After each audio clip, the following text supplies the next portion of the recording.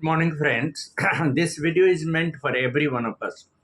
As I told yesterday, this is the summer vacation going on. Many of the schools are still closed. Children can enrich their English, and those who are aspiring to appear in various competitive exams, they must be aware that in any competitive exam, whether it is CGL, whether it is IS competitive exam, or whether it is UPSC, any other exam of executive and non-executive, they require to go through general English or objective English or language test. And in those language tests we need to enhance our different grammatical structure. One of the topics that often come for 5 marks is using right or correct use of prepositions. Now, the word preposition has been derived from pre means before, position means position. So, before any other word, prepositions relate to different words. It establishes a relation between two different parts of speech. That is why it is called preposition, a word used before another word to relate to that word.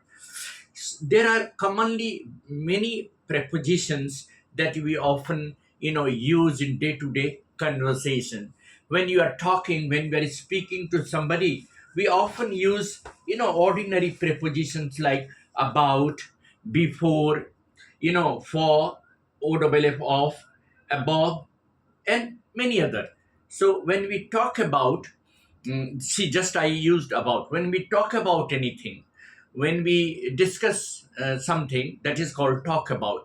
So we must talk about any topic related to the current affairs. Similarly, before you reach the station, but before you reach the station, the train had left. Before refers to time, like he came before early morning, he arrived before 9 o'clock. She went there before the actual time, the scheduled time. Then comes above. Yeah, the aeroplane was flying above that village.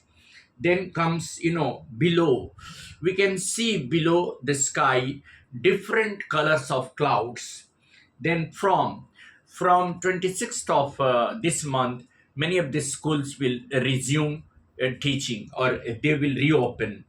Then after his various uses, like he came after I reached there, or he had come before I reached there, he came after I had reached there.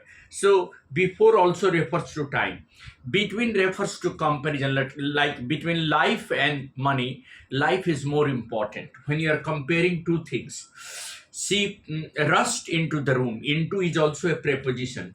Over, say, the discussion was over whether to go for PCM or PCB. The mm, the thing is that nobody can live without food and water. What without is also a preposition. Then comes according to. That is a phrasal preposition, like according to me, what is more important is education. Then because of your negligence, your children are suffering. Then out of, this question is out of my mind, I can't really carry along this question. Now come to some beautiful words used with preposition, like blind to. What is the meaning of blind to? What does it mean? That means to ignore. Blind to means to ignore. Many of the parents, are blind to the fault of their children. They even ignore the fault of their children. That is the biggest mistake that the parents did. Then born of, a child born of a good family, a good mother. This baby is born of a beautiful mother. That man is born of a nice family. Then bearing on, that means relation to. Your discussion is not bearing on to the relevance of the subject matter. आपका discussion subject matter से बिल्कुल भिन्न है. Then beset with means surrounded with. India is beset with many problems, and one of the biggest problems India is facing is terrorism. believe in, to have faith in. I believe in him because he's very honest. I believe in my friend because he is very loyal. Benefit by. You should benefit by the experience of others.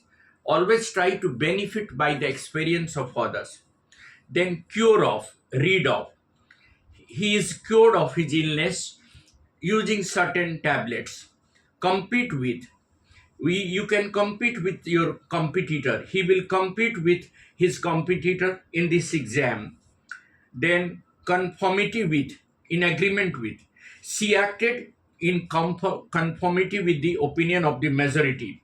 Then come to the next word, antidote against, cure for. Quinine is an antidote for all kinds of diseases. Agree with, you agree with a person. I don't agree with you on this point.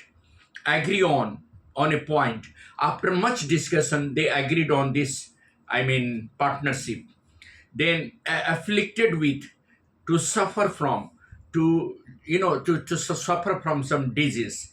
Allowance for, allow for, always make allowance for the mistake that the others do and pardon them. So these were some of the preposition. Now the question that comes in my mind is that when you start a conversation, when you start speaking anything, every sentence you use some preposition, and the beauty of using preposition lies in the correct use. Say for example, you are discussing with the qualities and inherited talents with someone or some parent, then you say that, well, your child is endowed with, in endowed, endowed with certain qualities. He is brilliant in catching the matter, perceiving the matter. So endowed with means gifted with. In the similar manner, you can say that we should refrain from gossiping about useless thing. Refrain from. Always talk about, we must refrain from alcoholic drinks because it is going to injure our health. Then prevent from. They were prevented from really coming into discussion. The debaters asked them to go out. So they were prevented from entering into discussion in the debate. Then, act upon, just to come into action. We must act upon the advice of our seniors because they have a lot of experience. So this is how we make use of prepositions, and I'm sure this will enrich your spoken and written English. Thank you. This is Eddie Singh on the channel, Is English by Eddie Singh.